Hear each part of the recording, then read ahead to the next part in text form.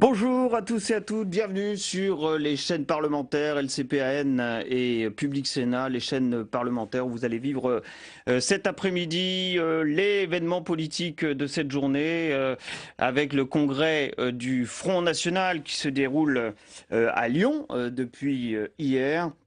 Et puis nous reviendrons très largement dans la deuxième partie de cette émission sur ce qui s'est passé hier soir du côté de l'UMP avec l'élection du président de l'UMP, l'élection de Nicolas Sarkozy avec quelques 60,5% des voix obtenues du côté donc de Nicolas Sarkozy à l'occasion de ce premier tour de l'élection de président de l'UMP. Il n'y aura donc pas de second tour. Ça sera pour la deuxième partie de cette émission. Et pour passer l'ensemble de cette émission spéciale à nos côtés, Roland Quérol. Bonjour Roland. Bonjour Jean-Pierre. Vous êtes politologue, consultant pour les chaînes parlementaires à l'occasion de ces événements politiques où vous nous faites le plaisir de nous accompagner. À vos côtés, Dominique de Montvalon. Bonjour Dominique, bonjour. Rédacteur en chef politique au journal du dimanche. La une du journal du dimanche, je ne peux pas la montrer à nos téléspectateurs, c'était bien sûr Nicolas Sarkozy. Sarkozy, le retour aux commandes. Voilà, Michel Cotta est également avec nous. Bonjour Michel, bonjour. Éditorialiste à Europe numéro 1. Et puis enfin, Jérôme Sainte-Marie est également à nos côtés cet après-midi, président de Polling Vox. Merci d'avoir répondu à notre invitation sur place à Lyon pour nous commenter ce qui est en train de se passer pour cette suite et fin du congrès du Front National. Perrine Tarnaud. Perrine, nous allons vous retrouver d'ici un tout petit instant, mais ce congrès a commencé dès hier à Lyon. Que s'est-il passé sur place? Où en est le rapport de force entre les nouveaux, les anciens du côté du Front National? Eh bien, tout cela est dans le sujet que nous proposent Marie Labatte et Jérémy Hartmann. Regardez.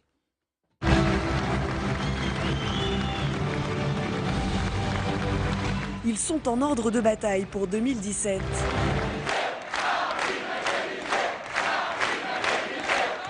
À leur tête, un leader incontesté, réélu à 100% des voix, et autour d'elle, un nouveau comité central qui consacre Marion Maréchal Le Pen, cadette du clan Le Pen. Ont été élus, je donne la liste dans l'ordre, Marion Maréchal Le Pen.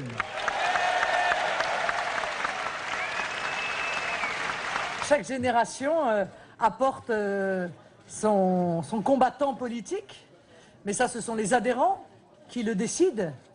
Voilà, les adhérents ont trouvé que Marion avait du talent, ils ont raison, que ses premiers pas comme députée ont été particulièrement prometteurs, qu'elle a démontré ses compétences, son énergie. Élue par plus de 8 adhérents sur 10, Marion Maréchal Le Pen pourrait ainsi prétendre à une place au bureau politique du FN et donc à une vice-présidence. Pas pour l'instant, répond l'intéressé. C'est vrai que je n'ai pas accepté de vice-présidence car je ne voulais pas que l'on puisse reprocher à Marine Le Pen le front familial, comme on l'accuse, même si je crois qu'un parti qui a 83 000 adhérents est très loin d'un front familial. C'est vrai que voilà, avoir Jean-Marie Le Pen, Marine Le Pen et moi dans ce bureau exécutif pouvait prêter le flanc, excusez-moi, à ce type d'accusation. Donc voilà, vous savez, j'ai 24 ans, j'ai le temps devant moi, je ne cours pas derrière ce titre-là, donc pour le moment j'ai fait ce choix-là. Un héritage familial que Florian Philippot, arrivé 4e à l'élection frontiste, voit clairement comme un avantage. Moi, je suis beaucoup plus récent. Et malgré tout, je suis quand même 4e. J'ai quand même 7 adhérents sur 10 qui ont voté pour moi. Alors c'est vrai, 7,5 sur 10 ont voté pour Louis et 8 sur 10 pour Marion. Ce n'est pas une différence considérable. Je n'ai pas ce coup de pouce de m'appeler Le Pen non plus, qui reste indéniablement un coup de pouce. Voilà, je ne l'ai pas. Au-delà d'une élection de personnes, c'est aussi une ligne politique qui a été plébiscitée ce matin. La ligne conservatrice et historique du Front National. Voilà donc ce qui s'est passé du côté du congrès du Front National à Lyon jusqu'à ce début d'après-midi, sujet donc de Marie Labatte et Jérémy Hartmann. Et puis sachez qu'à 15h se tiendra le discours, l'intervention de Marine Le Pen. Ça sera à suivre bien sûr en direct dans cette émission spéciale. Marine Le Pen qui vient d'être réélue à 100% des voix en faveur donc de la réélection de Marine Le Pen en tant que présidente du Front National. Et puis sachez aussi qu'en marge hier de ce congrès, eh bien, se sont déroulées un certain nombre de manifestations dans le centre-ville de la capitale des Gaules. Regardez ces images, 2500 à 5000 personnes ont ainsi défilé dans le centre de Lyon pour bien protester contre la tenue de ce congrès à Lyon, avec quelques incidents qui ont marqué la fin de cette manifestation, donc en marge de ce congrès du Front National. On va rejoindre tout de suite sur place à Lyon Perrine Tarnaud. Perrine, bonjour. Nous sommes maintenant à moins d'une heure du discours de la présidente du Front National, Marine Le Pen. Quelle est l'ambiance? Quels sont les enjeux? Alors l'ambiance déjà, eh bien cette salle du Palais des Congrès de Lyon se remplit petit à petit. Vous pouvez le constater sur les images derrière moi. Le Front National attend cet après-midi pour le discours de Marine Le Pen dans moins d'une heure. Donc eh bien quelques 3000 militants des drapeaux bleu, blanc, rouge ont été installés sur tous les fauteuils pour pouvoir être agités pendant ce discours. Et puis l'ambiance ce week-end sur le fond, eh bien on a pu assister dans la querelle entre les anciens et les modernes, si je puis dire, à une victoire finalement des historiques du parti frontiste.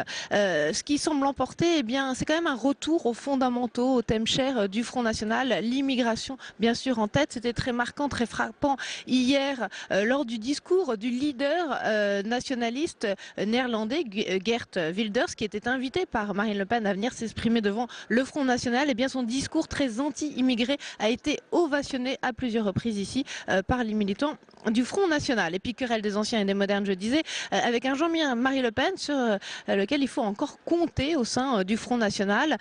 Parmi ses proches, eh bien, on peut citer Bruno Gollnisch, Christine Arnautu, qui ont été largement réélus dans les 10 premiers lors de l'élection du comité central. Et d'ailleurs, pour cette élection au comité central, ce qu'on a pu également noter, eh bien, c'est que ce sont les plus anciens militants du Front National qui ont surtout voté, ce qui explique qu'ils ont beaucoup pesé sur les résultats de cette élection interne importante, parce qu'elle va notamment servir à préparer l'élection présidentielle de 2017. Donc Jean-Marie Le Pen, il faut encore compter sur lui, malgré la dédiabolisation engagée par Marine Le Pen depuis 3 ans, malgré aussi l'ascension voulue toujours par Marine Le Pen de Florian Philippot, qui est pourtant très présent sur la scène médiatique et qui a obtenu, on l'a beaucoup commenté déjà, des résultats bien un peu inférieurs à ce qu'il espérait.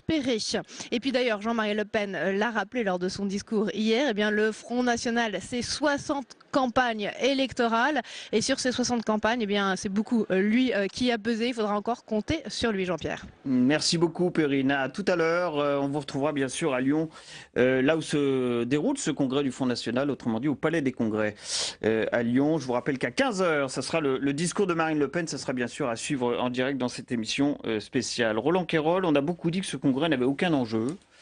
Est-ce que c'est vrai? Ou est-ce qu'il va falloir regarder avec attention les rapports de force entre les jeunes et les anciens? On aura l'occasion d'y revenir avant ce discours de Marine Le Pen. Comment est-ce que vous sentez les choses, vous? Un congrès pour tous les partis, c'est un moment où on revient vers les fondamentaux et on essaye de faire plaisir aux militants qui sont là. Donc il n'y a pas de vrai enjeu, puisque Marine Le Pen devait être réélue à 100%, elle a été réélue à 100%, et un congrès, c'est quand même plutôt pour l'intérieur que pour l'extérieur. C'est la réelle prise de pouvoir de Marine Le Pen. Est-ce qu'on peut dire les choses comme ça? En 2011, elle avait en face d'elle Bruno Gollnisch, et elle n'avait été élue présidente qu'avec, j'ai envie de dire, 65% des voix. Elle tient la barre fermement depuis 3 ans, c'est elle, le Front National. On va gloser, nous, sur la présence des anciens, l'archaïsme toujours là, les vieux grognards, mais enfin, il n'y a pas l'ombre d'un doute. Pour le pays, c'est Marine Le Pen, le Front National. Et la fameuse stratégie dite de dédiabolisation va continuer, quoi que puissent dire quelques vieux grognards dans le Congrès. Voilà, il n'y a en effet pas d'enjeu autre que resserrer les rangs, de montrer qu'on est tous là ensemble. Et c'est pas étonnant que dans ces conditions, ça soit l'immigration qui soit le ciment, parce que c'est le ciment fondamental de ce parti dans la société française. Dans cette société dans laquelle montent les craintes, les peurs à l'égard des étrangers, et notamment à l'égard des Arabes, des musulmans, le Front National trouve un moyen là d'unifier à la fois sa présence dans le Sud, qui est une présence droitière d'origine, et celle dans le Nord-Pas-de-Calais, qui est plutôt une origine ouvrière venant de la gauche. Et ce qui fait le ciment de tout ça, c'est largement l'hostilité aux immigrés et la volonté d'instituer la préférence nationale. Voilà. Et un congrès, c'est quand même d'abord là pour réaffirmer tout ça. Michel Cotta, qu'est-ce qui vous intéresse finalement dans ce congrès du Front National, 3 ans après l'élection à la présidence de Marine Le Pen?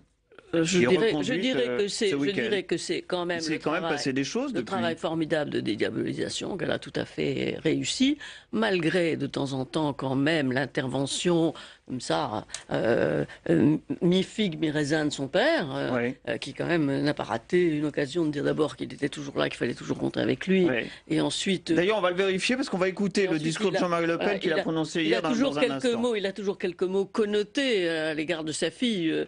Par exemple, quand il dit « elle a le gabarit de Madame Le Pen », Madame Le Pen a le gabarit de Angela Merkel. Le mot gabarit, naturellement, c'est pas le mot influence, c'est pas l'envergure, on dit le gabarit. Bon, il y a toujours quelques petites perfidies comme ça.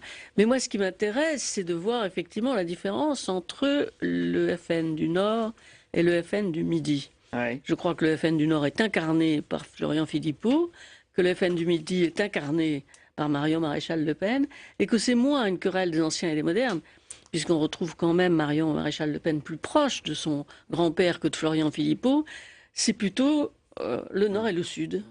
Le Sud, avec ses thématiques de la lutte contre l'insécurité, l'immigration, et le Nord vers peut-être plus à gauche, avec un discours plus social. Un discours plus social, plus orienté vers la gauche, plus national aussi, d'une certaine façon, plus interventionniste de l'État. Enfin, on a l'impression quand même que, je ne sais pas exactement le rapport des forces, on le verra, mais moi je suis sceptique sur l'expression guerre des anciens et des modernes. Je crois que ça n'est pas ça que le Front National est en train de vivre. Dominique de Montvalon, 2011, c'était le dernier congrès du Front National. 2014, il y a eu des échéances électorales depuis, et non des moindres, présidentielles, législatives, municipales, européennes. On a le sentiment d'une montée en puissance de ce parti au vu des résultats acquis à l'occasion de ces diverses élections. C'est la consécration là, de cette stratégie de Marine Le Pen, ce congrès, ou pas ? Consécration, ce n'est pas le mot que j'utiliserai spontanément.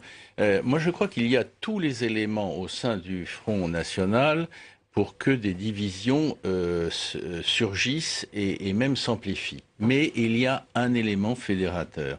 Outre la forme de charisme de Marine Le Pen, la façon qu'elle a eue de réussir à convaincre d'abord son parti et quelquefois au-delà que le pouvoir était à portée de main. Par rapport à son père, qui était plutôt un grand imprécateur et qui ne gagnait pas le pouvoir réellement, je ne veux pas réécrire l'histoire, elle, depuis le début, elle a fondé sa démarche sur le fait qu'elle veut gouverner. Et ce qui me frappe, c'est qu'aujourd'hui, elle a réussi, à l'intérieur de son parti, et ça tait les divergences potentielles, qui virtuellement sont fortes. Mais au-delà, elle a réussi à convaincre que oui, peut-être, elle peut accéder demain au pouvoir. J'ajoute juste une chose. Oui. On va voir tout à l'heure ce qu'elle dit ou ne dit pas. Mais par exemple, quitter l'euro, abandonner l'euro. Oui. C'est partie du programme économique, effectivement, du Front National. J'attends de voir ce qu'elle dira ou ne dira pas. C'est pas bon. Oui, c'est bien les anciens, les modernes, mais elle continue ou elle ne continue pas. Ça fait gravement problème et c'est un élément de fracture virtuelle de ce Front National version 2014. Oui, Jérôme Sanne-Marie, avant d'écouter ce qu'a dit hier à l'occasion de son discours Florian Philippot, qu'incarne bien cette nouvelle génération, comment est-ce qu'on situe le Front National par rapport peut-être aux autres partis d'extrême droite en Europe, dont un certain nombre de représentants, on l'a compris à travers l'intervention de Perrine Tarnaud tout à l'heure, étaient les invités de ce congrès du Front National? Alors déjà, pour parler un petit mot sur l'événement congrès, un congrès c'est un peu comme un procès d'assises, même si tous les dossiers paraissent bouclés avant, il se passe toujours quelque chose, parce que les gens sont rassemblés, et puis parce que les gens applaudissent ou n'applaudissent pas, enfin on voit des choses, c'est ça qui rend la chose passionnante, cet objet congrès est vraiment toujours intéressant, même si en réalité il faut bien dire que le congrès fondamentale du Front National ces dernières années, c'était le congrès de Tours en janvier 2011, si je ne me trompe pas, qui a été l'amorce d'une série de victoires spectaculaires, de victoires électorales spectaculaires pour la ligne qu'incarne Marine Le Pen, mais qui est largement construite par M. Philippot. Donc là-dessus, on est quand même sur quelque chose qui distingue également le Front National des autres partis d'extrême droite, pour vous répondre, en Europe. C'est qu'on a un parti qui a fait déjà, en quelques années, de grands pas vers la notabilisation, vers la banalisation. Et c'est un parti qui, même s'il est ressenti, c'est paradoxal d'ailleurs, parce que parfois il est ressenti comme plus extrémiste par d'autres partis européens, et cependant, notamment par rapport au discours du père sur la Seconde Guerre mondiale, mais qui cependant a désormais une base électorale qui est véritablement impressionnante. Il faut rappeler que la dernière élection, ce sont les élections européennes, 25%, certes avec une participation faible, mais 25% pour le Front National, qui est aujourd'hui le premier parti de France, en tout cas, à ces élections-là, et qui se prépare à être peut-être le premier parti de France au premier tour de l'élection présidentielle. C'est aussi pour ça que les divisions sont moins fortes qu'elles devraient l'être d'un point de vue idéologique. C'est que pour l'instant, la promesse de victoire et de victoire successive a été tenue. Nous sommes à 45 minutes de l'intervention de Marine Le Pen qui va aller conclure, bien évidemment, ce congrès. Je vous propose pour l'heure de réécouter ce qu'a dit Florian Philippot, qu'on va qualifier de numéro 2 de ce parti. En tout cas, il est en charge de la stratégie et de la communication. C'est un poste important. Il est vice-président du Front National. Voici donc une partie du discours qu'il a prononcé hier. C'était en fin de matinée à Lyon à l'occasion de ce congrès. On en reparle juste après. Les 2 années qui viennent de s'écouler depuis l'élection présidentielle de 2012 ont été bien sûr 2 années décisives pour notre mouvement. Nous sommes en effet le seul parti politique français à avoir progressé, et même considérablement progressé, jusqu'à devenir, mes chers amis, le premier parti de France à la suite de notre triomphe aux élections européennes. Oui, que ça plaise ou pas à la caste et aux élites autoproclamées, nous sommes aujourd'hui le premier parti de France, non seulement dans les urnes, mais aussi dans les têtes et dans les cœurs. Cette dynamique, ces succès nombreux, répétés, depuis bien sûr l'élection de notre conseiller général à Brignoles il y a 1 an, face à la coalition habituelle des médiocres, de l'extrême gauche à l'extrême droite, à la conquête de nos villes, en passant par l'élection surprise, mais non point étonnante, de nos 2 excellents sénateurs, Stéphane Ravier et David Racheline, sans oublier les législatives partielles impressionnantes de l'Oise et du Lot-et-Garonne. Tous ces succès, mes chers amis, c'est à vous que vous les devez.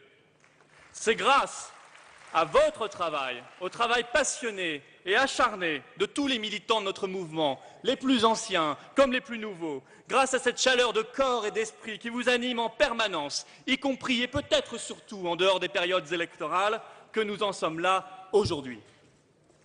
Tous les jours de l'année, un peu partout en France, des militants du Front National arpentent les marchés, sillonnent nos villes, nos campagnes, nos rues, parcourent nos villes pour coller, pour tracter, pour boiter, excusez-moi ce vocabulaire militant, pour aller à la rencontre de ces Français, tous ces oubliés, ces invisibles, qu'aucun représentant d'aucun parti du système ne va jamais voir, et vous le savez.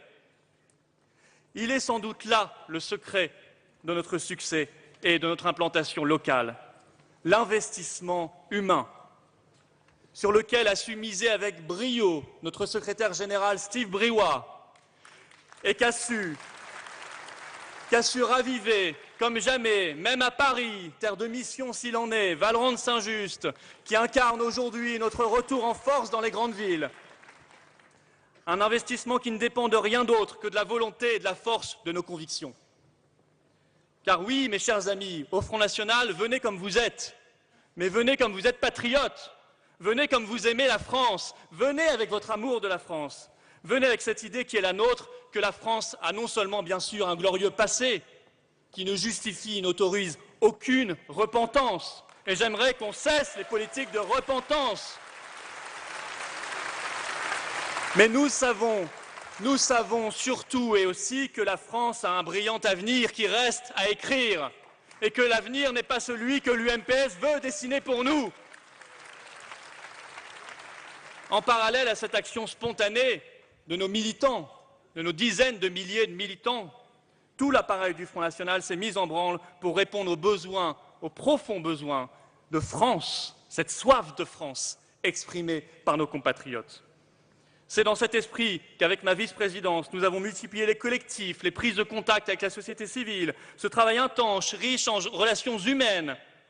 Nous l'avons accéléré quand j'ai pris mes fonctions de vice-président à la suite de l'élection présidentielle, sous la conduite de Marine Le Pen, notre présidente.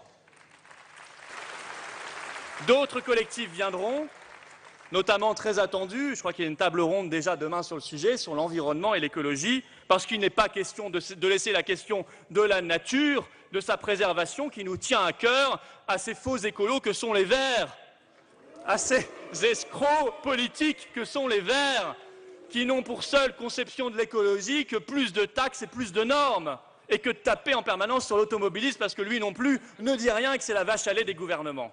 Notre écologie, ce ne sera pas l'écologie radar, ce sera l'écologie patriote, l'écologie réelle. Ces collectifs sont des défricheurs humains, des explorateurs, des découvreurs. Ils préparent le terrain, ils permettent de nouer des liens, de constituer des réseaux au sein de la société civile. Ils ont bien sûr vocation à abreuver le Front National en propositions, en idées nouvelles, dans le cadre de notre grand projet présidentiel de 2017. 2017, ou plutôt, on ne sait jamais. C'est pourquoi, d'ailleurs, il nous faut être prêts et que nous le sommes. Oui, mes amis, ici nombreux réunis, en tant que militants du Front National, vous avez une responsabilité historique. Et je pèse mes mots. Les Français nous regardent, les Français nous attendent. Ils nourrissent envers notre mouvement des espérances immenses et légitimes. Cette attente que nous ressentons tous, ce désir de France, exprimé par nos compatriotes, nous oblige. Il se traduit en nous par cette exigence d'unité et de rassemblement que nous portons inlassablement derrière Marine Le Pen, notre chef.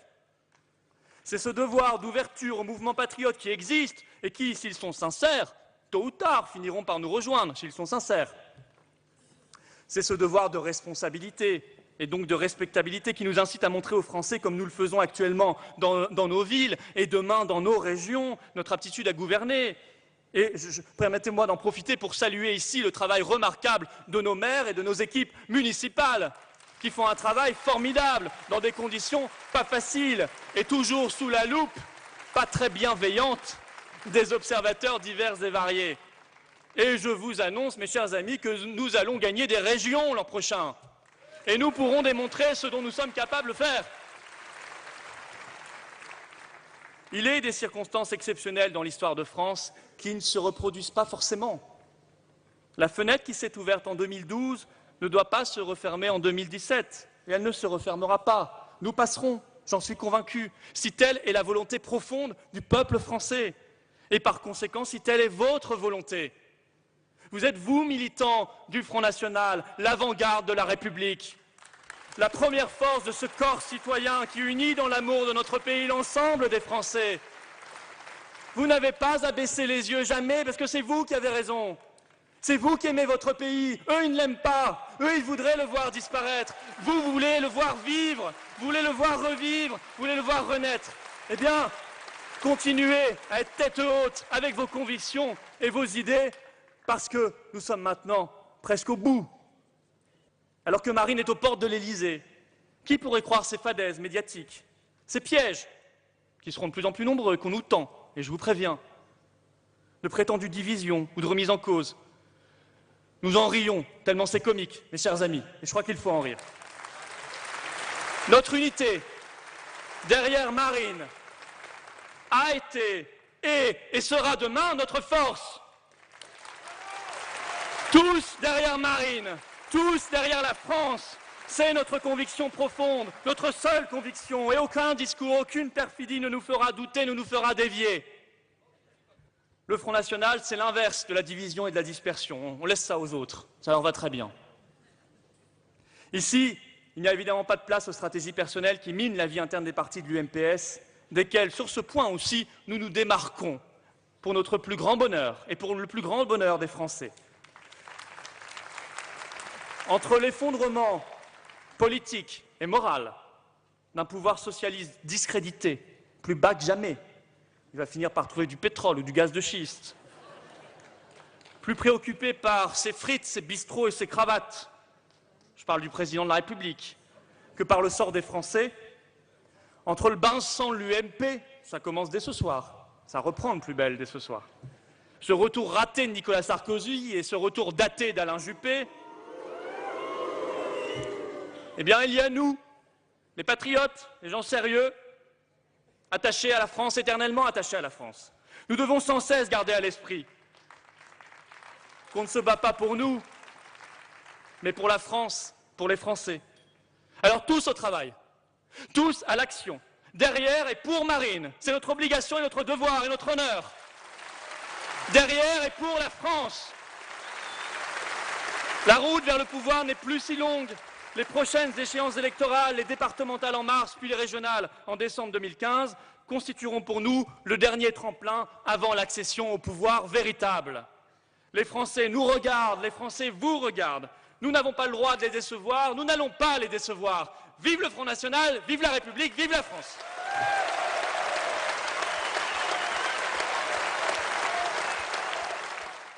Voilà, c'était donc le discours prononcé hier à l'occasion de ce congrès du Front National par Florian Philippot, qui a été confirmé à son poste de vice-président du Front National en charge de la stratégie et de la communication. Il y a 5 vice-présidents au Front National.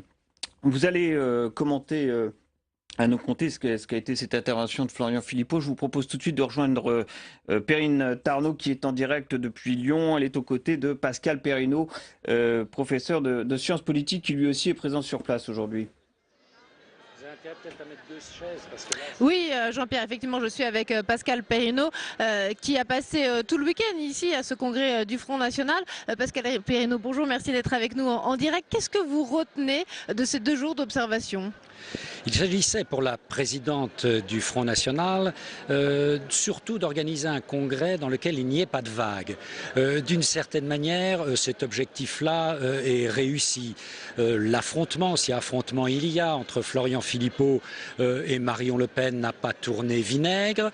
Les propos tenus ont été relativement contrôlés, peut-être moins sur le terrain de la politique internationale hier, où on a eu des interventions en particulier du vice-président de la Douma, qui étaient des propos tout à fait engagés, particuliers, présentant un regard assez particulier sur la crise ukrainienne, c'est le moins qu'on puisse dire.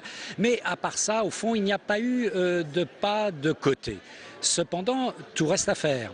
Tout reste à faire pour les prochaines élections, les élections départementales et les élections régionales de l'année prochaine. Les régionales, c'est le principal enjeu, selon vous, pour le Front National maintenant ? Je dirais les deux, départementales et régionales. Parce que les régionales, c'est un scrutin à la proportionnelle.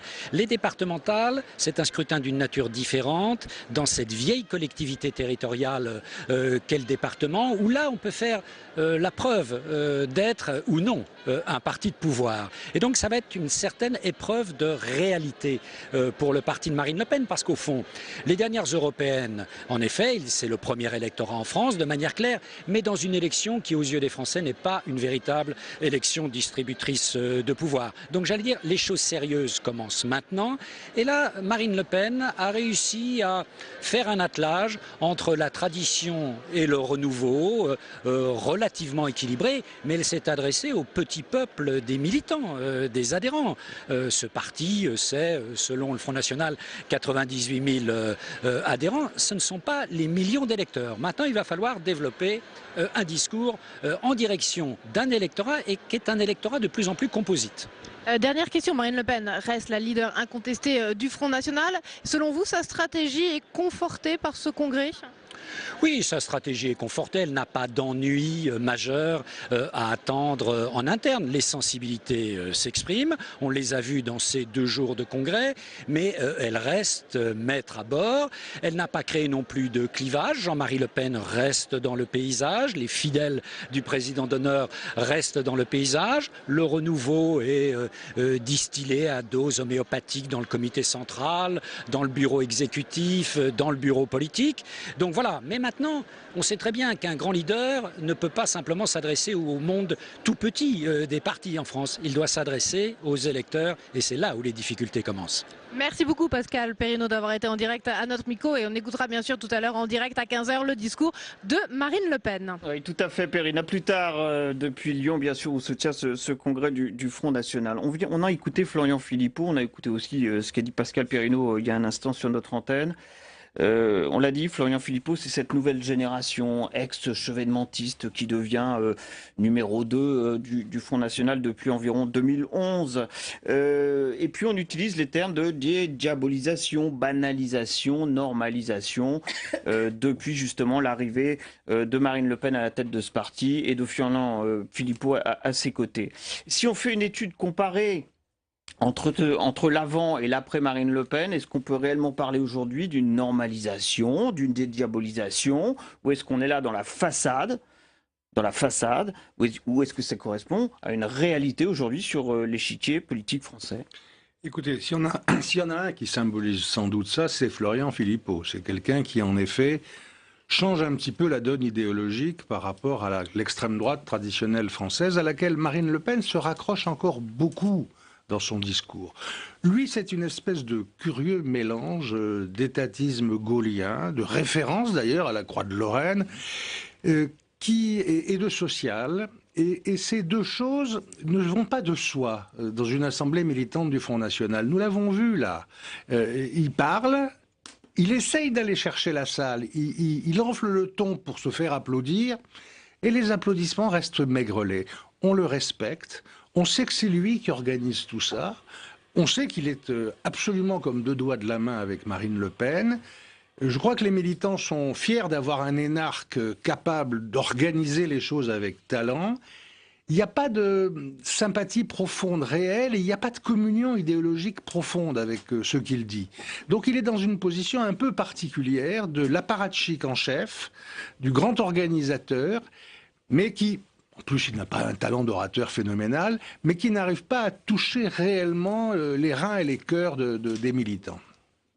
Michel Cottard, Mais il vaut peut-être mieux qu'il autour de pas. cette notion banalisation, normalisation, est-ce que vous êtes d'accord pour dire qu'aujourd'hui, le Front National est devenu un parti normal sur l'échiquier politique français? Je pense que ça va plus et loin Dieu que la sait si on l'a façade. diabolisé, ce parti. Est-ce que vous parlez d'extrême droite aujourd'hui, de droite nationale? Je pense que ça va plus loin que la façade. On ne peut pas s'en tirer aujourd'hui en disant c'est un changement de façade et derrière tout est resté comme avant. Je pense d'abord que Marine Le Pen a fait beaucoup pour apparaître comme un leader national. Donc, elle aurait pu, on aurait pu, avec le départ de Jean-Marie Le Pen, tomber sur quelqu'un d'un peu moins présent. Elle l'est tout à fait. Toute une partie de cette dédiabolisation a marché très bien, sauf lorsque, par hasard, il lui arrive d'aller danser à Vienne avec le représentant d'un parti. Mais à mon avis, ce sont des attitudes qui vont disparaître de sa part. Je crois qu'elle a été la chose qui l'a le plus blessée dans les derniers mois, c'est le fait de n'avoir pas réussi à faire un groupe ou à rejoindre un groupe au Parlement européen. Donc elle s'est sentie vraiment rejetée, y compris par l'extrême droite de Grande-Bretagne, comme étant encore plus extrême droite.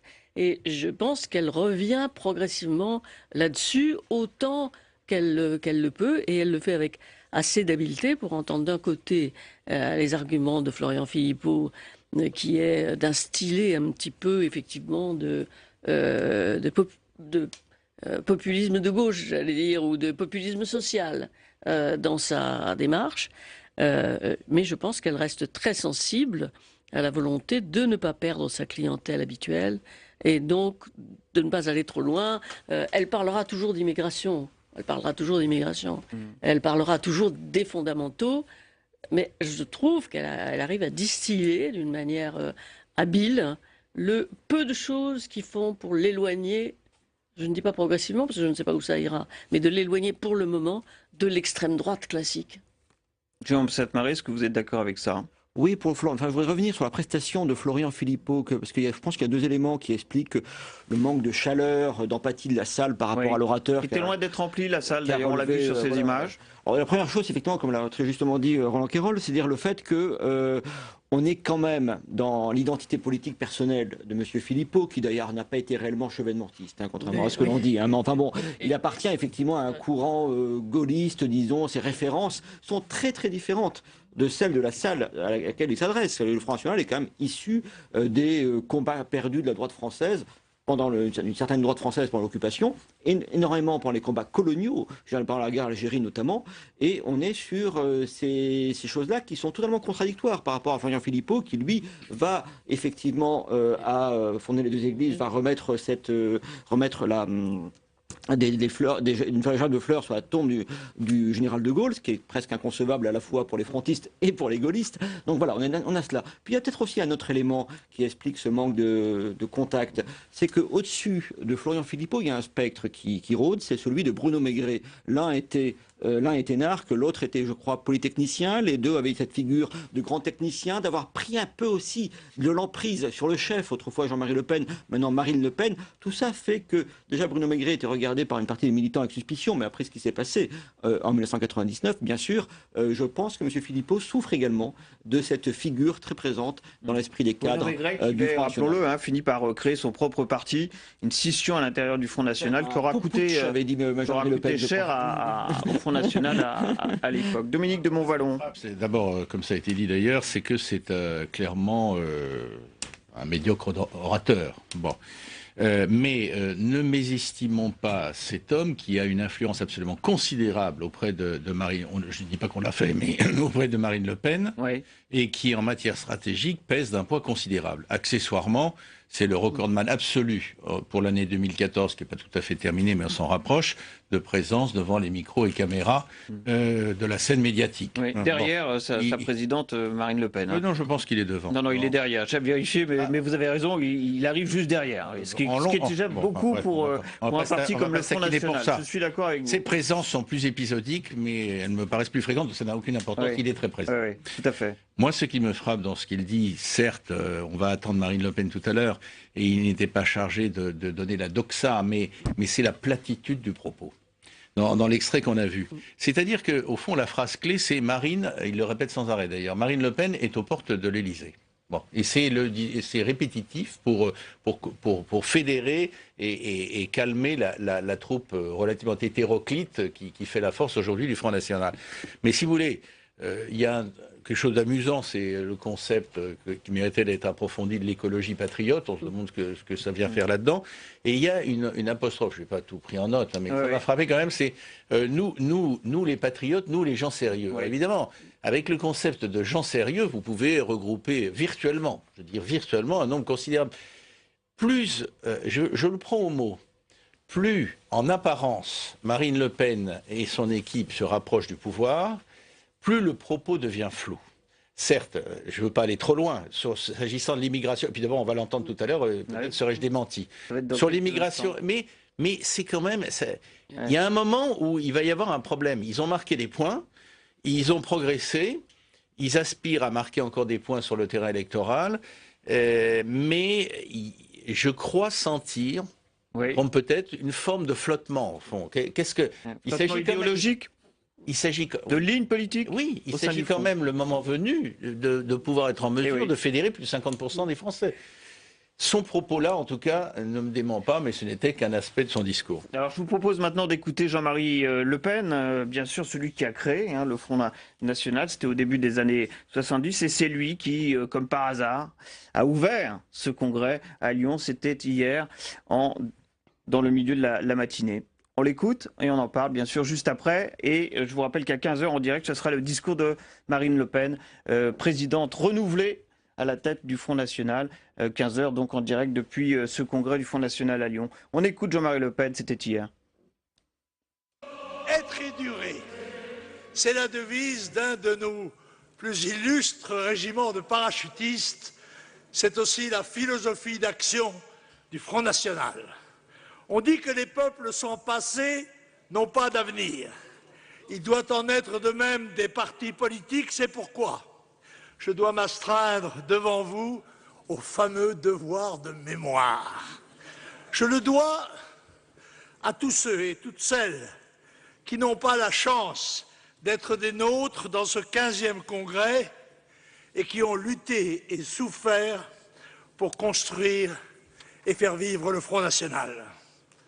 Nos militants ont combattu contre vents et marées au service d'une grande idée que nous avons fait revivre, celle de la patrie. Je voudrais vous faire souvenir aussi des slogans qui ont marqué notre action. Le premier, 1972, avec nous avant qu'il ne soit trop tard, parce que nous avons bien le sentiment de l'urgence de la situation.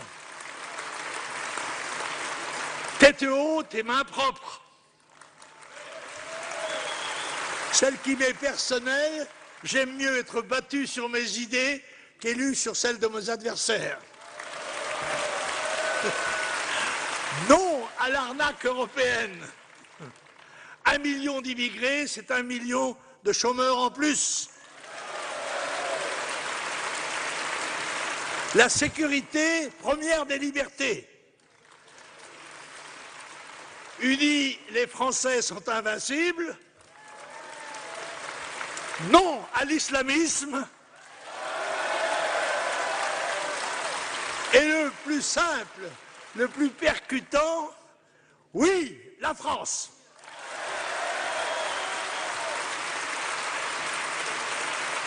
Pendant des décennies, le Front National fut la cible des agressions politiques, sociales et physiques du Parti communiste, du Parti socialiste, des trotskistes de la Ligue communiste révolutionnaire de Krivine. Leur slogan était sans équivoque « À bas la peine de mort, sauf pour Le Pen ». Pour Le Pen, une balle, le FN, une rafale.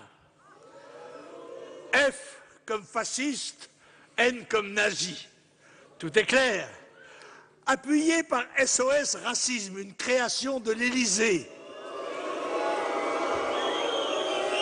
Le CRIF, le Comité représentatif des institutions juives de France. Le MRAP communiste. La LICRA UMPS. La Ligue des droits de l'homme. Et le SCALP, section carrément anti-Le Pen. Ces attaques justifièrent la création du DPS, service d'ordre chargé de la sécurité des réunions et des personnalités du mouvement. Tout au long de ces années, le DPS eut beaucoup de blessés et a fait preuve d'un inlassable dévouement. Je passe sur les attentats organisés pour tuer et qui parfois y réussirent, les provocations, les machinations comme Carpentras, les condamnations iniques comme dans les procès du Détail et de Mantes-la-Jolie. Le Front National est devenu aux élections européennes 2014 le premier parti de France. Étape symbolique et juste récompense pour des années de lutte, d'opposition tenace contre la décadence de notre patrie. Heureux ceux qui ont embarqué quand le bateau remis à neuf après la tempête électorale et financière de 2007, qui faillit l'engloutir, repartit gréé de neuf pour de futures batailles. Ils ne doivent jamais oublier la somme incroyable de dévouement et de sacrifices consentis tête haute et main propre pour construire le Front National et le préparer à son rôle historique de sauveur de la patrie. Je pense que, sincèrement, Marine sera, lors de l'échéance, la présidente de la République. Le plus tôt serait le mieux, car la situation de la France ne cesse de se dégrader. Et c'est alors que commencera le véritable défi. Le défi de reconstruire la nation française pour un destin futur au service de son peuple. Pour être associé à ce dessein sublime, Une seule condition est posée, qui est la même que celle qui est exigée des membres du Front National: aimer la France, la servir de toutes ses forces et, s'il le fallait, jusqu'au sacrifice suprême.